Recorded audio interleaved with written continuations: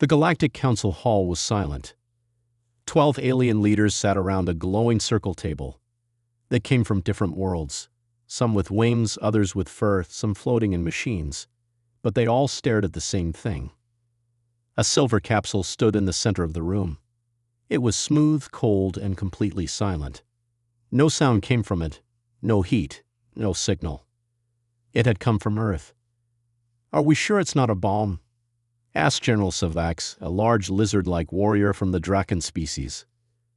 "Our scanners show no weapons," said Luma, the bright-eyed scientist from Zarian. "It's biological. Alive but calm."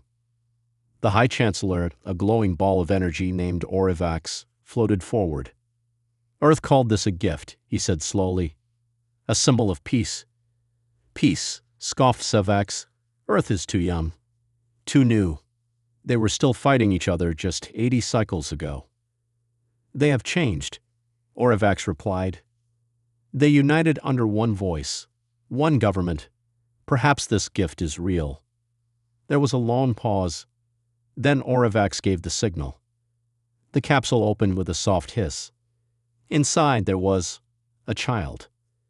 He looked around 10 years old, with dark hair and pale skin. He wore no suit, no helmet, just simple black clothing. His eyes were closed, but then slowly they opened, and they were glowing. For a full minute, no one spoke. The child stepped out of the capsule. He looked at the alien leaders, one by one, no fear, no confusion. Then he said something. But it wasn't just one language, it was all of them. Every Galactic Council language, spoken perfectly, one after the other. "Greetings," he said. "I come in peace." Whispers filled the room. Luma was shaking. "That's impossible," she whispered. "Even our best translators can't learn 12 languages that fast." "His brainwaves are not normal," said another scientist. "He's reading us, learning in real time." The boy turned to the council again. "My name is Cade," he said. "I am the ambassador of Earth." They took him to a secure chamber deep inside the station. Cade didn't resist. He walked calmly, his hands behind his back, almost like he was bored. The chamber was built to hold dangerous prisoners, walls made of pure neutron glass guarded by AI drones. "Please sit," Orivax said. Cade sat. "What is your mission?" asked Luma. Cade smiled. "To bring peace." "And how do you plan to do that?" asked Savax. "Simple," Cade replied. "By ending the war before it begins." The council looked at each other confused. "There is no war," Orivax said. Cade looked directly at him, and for the first time his smile faded. "Not yet." That night, strange things began to happen. The security cameras around Cade's room stopped working. Guards reported hearing voices in their minds. Some said they saw memories that weren't theirs. One AI drone exploded without warning. Luma checked the logs and turned pale. "He's not just smart," she said. "He's connected to our systems. He's inside them." "That's not a child," growled Savax. "That's a weapon." They rushed to the chamber to confront him. But the room was empty. Cade was gone. The door had never opened. Emergency alarms blared. "All hands to control," shouted the command AI. Up in orbit, one of the galactic warships, the Gloria, was glowing red. "Engine failure?" asked Luma. "No," said the AI. "Something is rewriting the ship's systems." They watched in horror as the Gloria slowly turned and fired on its own fleet. Explosions lit up the darkness, and then silence. Cade's voice echoed through every speaker on the station. "This was Phase 1, he said calmly. "Earth sends its love." The council panicked. Communications were sent across galaxies. Fleets were called. Codes were changed. But Cade's voice returned, soft and steady. "You don't need to be afraid," he said. "We only do this to make sure you listen." "Who are you?" screamed Orivax. "I told you," Cade replied. "I am the ambassador, but not the only one." The hologram changed. Dozens of capsules appeared on screen, all floating through space, all heading toward different star systems. Children inside them, eyes glowing, smiling. Back on Earth, deep underground, a woman stood before a large screen. She wore a black uniform with a silver Earth emblem on the chest. "Phase 1 complete," she said. "Enemy leadership destabilized. Step into Phase 2. Behind her, rows of scientists, soldiers, and children watched, calm, focused. The woman turned and said, "Let the galaxy believe in peace. That's how we win." Cade was gone. The Galactic Council searched every corner of the station. Every scanner, every sensor, every AI failed to track him. The doors had not opened. The air pressure had not changed. It was like he had vanished into thin air. "We are dealing with something unnatural," said Orivax, his light flickering in stress. "No," Savax growled. "We are dealing with human trickery." In a hidden chamber far from the council, Cade sat alone in the shadows. His eyes were closed. His heartbeat was slow. Around him, data floated in the air, files, maps, faces, codes. He was reading the station, every wire, every command, every weakness. Meanwhile, back on Earth, hidden under the old Rocky Mountains, dozens of scientists watched Cade's progress on a massive screen. Dr. Marin, a thin, sharp-eyed woman in a gray lab coat, took notes calmly. "Cognitive rate stable. Neural interface holding. Phase 1 success," she said. Beside her, a tall man in a military uniform smiled. "That's our boy." Cade wasn't born. He was made. Designed in Earth's secret black core labs, spliced with alien DNA, AI neural mesh, and quantum biocoding. He wasn't just a child. He was Earth's first living weapon of diplomacy. Back in the Council Station, panic was growing. The destroyed warship Gloria had sent a final signal before it blew up. Only one line of text: "We are not alone. They are already here." The Galactic Council called an emergency lockdown. Guards stilled the halls. A-drones buzzed through the air. The entire station went into red alert. Still, no one could find the boy. In the command room, Luma stared at her screen. "I don't understand," she whispered. "He's not hacking us. He is us." "What do you mean?" asked Orivax. "He's inside our systems like a ghost. The more we block him, the deeper he goes." A young technician screamed. His eyes turned white, and he collapsed. "He's speaking through people now," Luma whispered in shock. Then all the lights in the station went off. Complete darkness. And then, a voice. Not through speakers, not through AI, but inside their minds. "This is not your fault," said Cade gently. "Your leaders brought this upon you. Earth tried peace. You ignored it. Now you will listen." When the lights returned, words were written across every wall. "Phase 2 INCO-MING." On a distant moon, an old data vault was suddenly accessed. It had been locked for 500 years, believed lost to time. Only Earth's signal could unlock it. Inside were hidden files, video logs, plans, the truth. The Galactic Council watched in horror as the videos played. Earth had known about galactic light for over 200 years. Earth had been listening to alien communication since 2094. Earth had prepared, quietly, patiently, perfectly. The United Earth Government, a front. The peace program, a lie. Humanity had trained ambassadors since birth, children built to be perfect spies, infiltrators, and controllers. "Why children?" Luma whispered. "Because no one fears a child," said Orivax. Back in his hidden room, Cade opened his eyes. The station's main reactor pulsed softly behind the wall. He placed his hand on it. It glowed under his touch. And stopped. For 5 seconds, every power system went offline. Not just in the station, but across 7 nearby systems. Ships froze in orbit. Drones fell from the skies. Alien cities flickered into darkness. On the moon planet Varos 9, a council member was giving a speech when every screen around her lit up. Cade's face appeared, calm, emotionless. He said just one sentence. "The light will return, only if you obey." The Galactic Council met again. This time not in person, but through encrypted holograms. "This is war," Savax growled. "We must respond." "With what?" Luma snapped. "Our ships are crashing. Our AI is offline. Our minds are being invaded."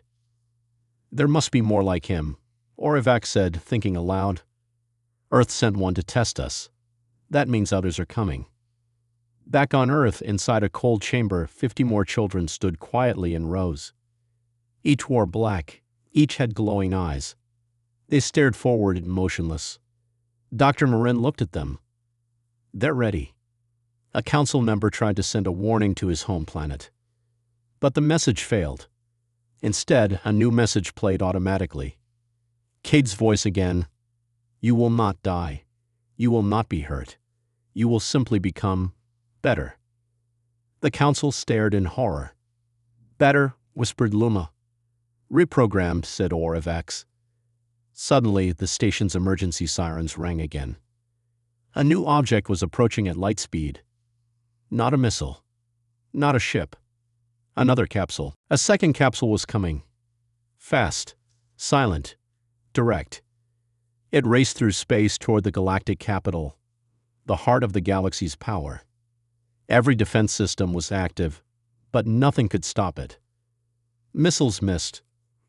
Gravity nets failed. The capsule was too small, too smart. "This is a direct attack," shouted Savax. "They've declared war." Orivax hovered forward, his glow dim. They declared something worse, control. In the deep command chamber, council leaders watched the capsule land. It didn't crash. It gently touched the ground outside the main city dome. No explosion, no sound. The council watched in silence. "Don't open it," Luma said. "We don't know what's inside." But they had no choice. The capsule opened by itself. Inside was not a weapon, not a child. It was music. A soft sound filled the air. Human music. Classical tones, slow and beautiful, then deep drums, military rhythms, strange harmonies. Aliens froze. Their hearts beat faster. Their minds became foggy. "This isn't just sound," Luma said, terrified. "It's coded." "Coded?" asked Orivax. "Yes. The vibrations are hitting our brains. It's rewriting emotions." The music played across the planet. Aliens in the streets stopped walking. Some began to cry. Others laughed and screamed. Memories flooded their minds, some real, some fake, feelings they never had before. A soldier dropped his weapon. A scientist began speaking to machines that weren't there. A leader whispered, "They're in my dreams now." It was chaos. Earth had found a way to use art, emotion, and sound as a weapon. Then the music stopped. For 12 seconds, the entire planet was silent. Then came a voice. "Cade, you see now. Our war is not with your bodies. It's with your minds. We don't destroy civilizations. We rewrite them."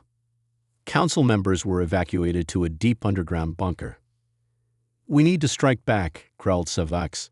"We activate Protocol X." Luma turned to him shocked. "That protocol is for extinction-level threats." "This is extinction," Savax replied. "A free will." Protocol X was a secret defense program designed to wipe out entire species if they became too powerful or too dangerous. It had never been used. The Council feared it. Even speaking of it was illegal. But now, they were desperate. "Vote," Orivac said. "All in favor of activating Protocol X." Out of 12, 9 voted yes. It was done. Huge command ships left their homeworlds. Massive ion cannons charged up. Planet destroyers began moving toward Earth. This time, Sevak said, we erase them before they erase us. But as soon as the fleet entered deep space, every ship stopped. Not hit, not attacked, just stopped. Frozen. No power, one captain said. Systems are offline. Engines, dead. They were floating in space like toys. Then came a message. Cade's voice again. You have failed the test. Phase 3 begins now. Back in the galactic capital, another horror was happening. The music had changed. It was now silent, but every time someone closed their eyes, they saw things. Visions of Earth cities. Children with glowing eyes. Human technology inside their own systems. It wasn't just sound anymore. It had become a virus, a mental one. It's not just the stations, Luma said. It's in us now. Then something worse. Their own people, council guards, pilots, citizens, started acting strange. They walked in perfect patterns, spoke like machines. Their eyes glowed faint blue. The signal changed them, whispered Orivax. Earth turned our own people into receivers. They're broadcasting through minds now, Luma added. We can't stop it. In a final act of fear, Sevak gave the command. Send the Black Nova, wipe the system. Kill everything in range. But as the Nova bomb activated, it failed. Shut down. A hologram appeared in the air. Cade. He looked older now, like he had grown in days. You tried to destroy us, again, but we are always 2 steps ahead. Earth offered peace. You chose fear. Now you will see what peace really means. Back on Earth, Dr. Marin smiled at the screen. Behind her, the children stood ready. Phase 3 had begun. The galaxy had never faced an enemy like this. There were no fleets in the sky. No soldiers marching on alien soil. No explosions. No fire. And yet, entire worlds were falling. At the Galactic Council's Core Security Center, Luma stared at the latest reports with shaking hands. 18 systems, she whispered. Infected. They're not dead, Orivax said, floating beside her. They're obedient. On the screens, alien citizens were marching in straight lines, smiling, silent, controlled. By what? By thought. The second capsule, sent by Earth, had released more than sound. It had carried something ancient, something made, not born. A signal, a pulse, a thought weapon. Earth didn't invent this, Luma said, her voice flat. They found it. Orivax looked at her. Where? A long-dead race. Buried tech. They studied it, and made it human. Then we're not fighting humans, Sevak said darkly. We're fighting evolution. Meanwhile, Cade stood at the center of an abandoned moon outpost. He looked older now, 15, maybe 16. His body stilled, his eyes glowing deep blue. Dozens of other children stood around him, all connected, all quiet. They didn't speak aloud, they shared thoughts. And their thoughts were stronger than any weapon. Back in the council chamber, panic had turned to argument. We must shut down the mind signal, Orivax said. Cut it at the source. There is no source. Luma snapped. The signal spreads like a virus. It bounces between brains. One mind infects another. Then we wipe infected minds, growled Sevak. Purge the planets. Luma turned on him. You'd kill billions. You'd destroy entire species. I'd save what's left. But there was no time. Because now, the signal was inside the council. A guard walked forward. His skin was cold, his eyes bright. Peace is coming, he said calmly. We don't need fear anymore. He pulled a plasma rifle from his coat.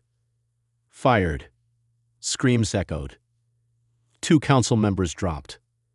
The guard turned the weapon on himself and smiled as he vanished into ash. Sevak roared. We're under siege, inside and out.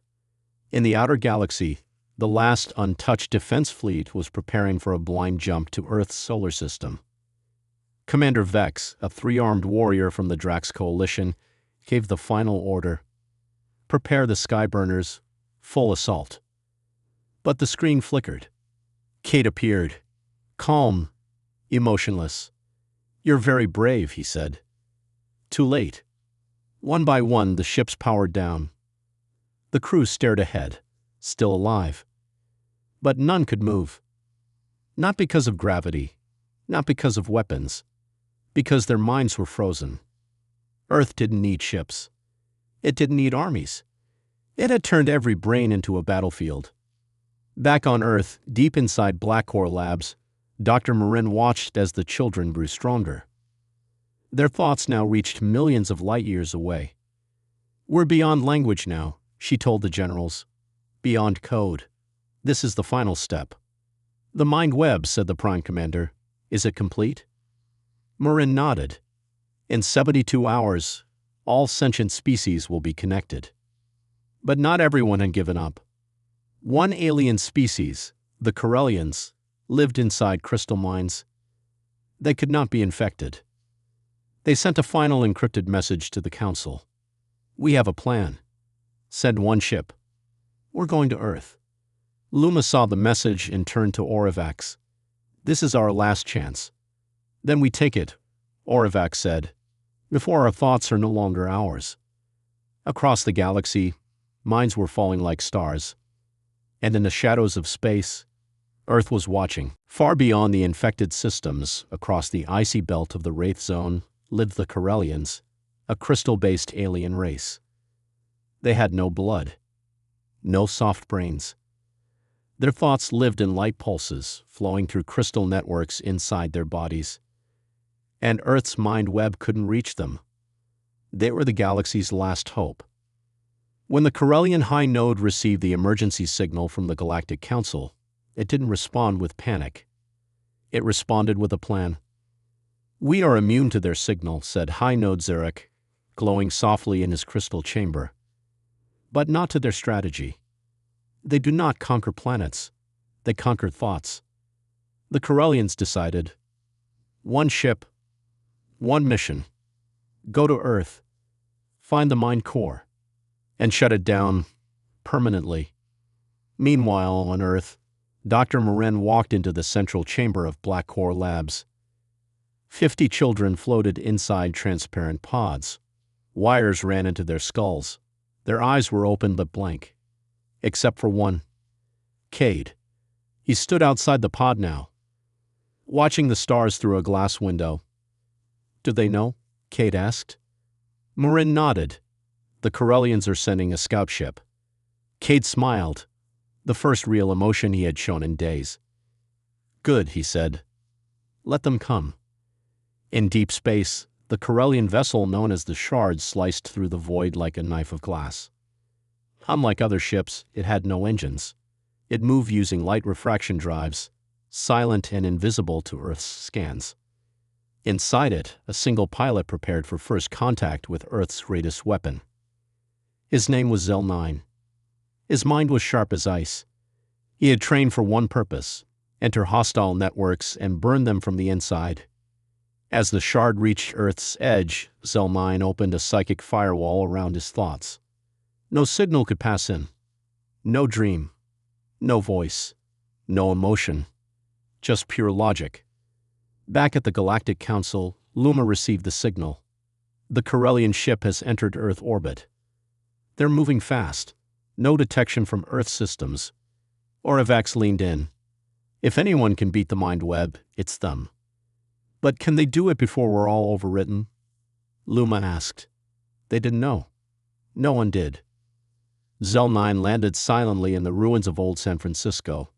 The city now turned into a garden for Earth's new generation of engineered children.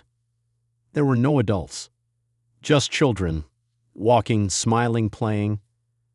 And all of them stared at Zel-9 as he stepped out of his ship. None spoke. But he felt the signal. A pulse in the air. A song made of thoughts. He pushed it away. He moved forward. Deep underground, in the mind core, Cade opened his eyes. He's here. Marin looked up.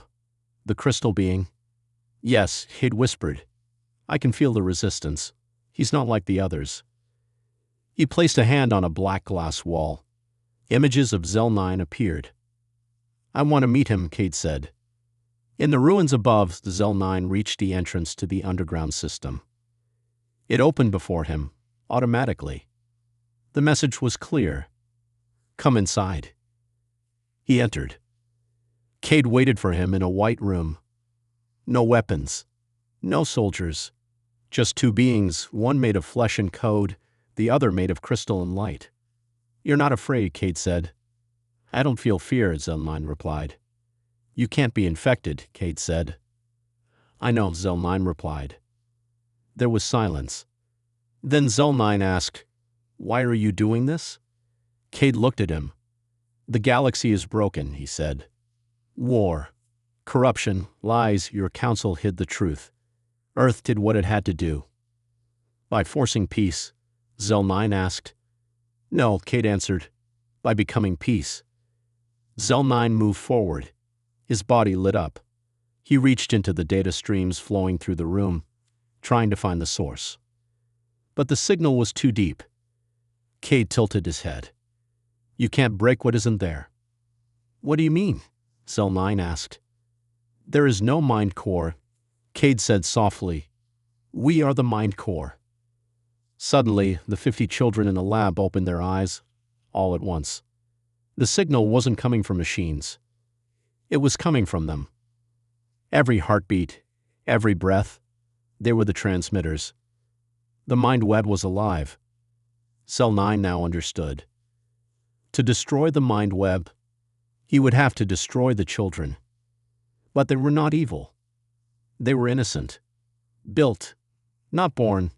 Programmed, but real. What will you do now?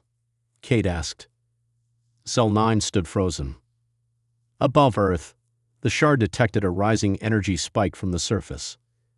The mind pulse was reaching final phase. If not stopped, it would stretch across the last 5% of the galaxy in hours. This was the final moment. Zel-9 reached into his chest, pulled out a glowing crystal core, a self-destruct trigger. I came here to shut down your networks, Zel-9 said. But I didn't know it would have faces. Cade stepped forward. You don't have to choose war. Join us. Let go of control. You'll see peace like never before. But Zel-9 said nothing. He looked at the children, then at the trigger, and he activated it. Boom. Light filled the underground chamber. Dust, fire, silence. The underground chamber shook. Dust filled the air. The glowing light faded. Zel-9's self-destruct had detonated. But when the dust settled, Cade was still there. He was kneeling on the floor, breathing hard. The children's pods were cracked but intact. Their eyes were open, alive. Outside, alarms blared across Earth. The mind pulse signal dropped suddenly. Across the galaxy, infected worlds felt a change. For the first time in days, their thoughts cleared. The voices stopped. Back in the ruins, Zel-9 lay unconscious. A thin crack of light touched his crystal skin. Slowly, he opened his eyes. The blast had not killed him, but it had changed him. When Zel-9 awoke, Cade was waiting. We both survived, Cade said calmly. Why? Zel-9 asked weakly. Cade smiled. Because you are part of this now, and we need you. Zel-9 looked at the children. They're not just transmitters, Cade said. They're the future, a new kind of life. Outside the city, across the galaxy, the council watched the signals drop. Luna whispered, Is it over? Orivac shook his head slowly. No, he said. This is only the beginning. Far away, deep in the void, a new voice whispered in the dark. Phase 4, integration. The blast didn't destroy the mind web. It transformed it. Cade, Zel-9, and the children became the center of something new. Across the galaxy, infected worlds slowly woke up. They felt different. clearer, stronger. In the Galactic Council, Luma stood tall. We thought Earth wanted to control us. Orivax nodded, but maybe it wanted to connect us. Back on Earth, Cade looked at Zell 9. The mind web is not just a weapon, he said. It's a new way to live, together. Zell 9 nodded.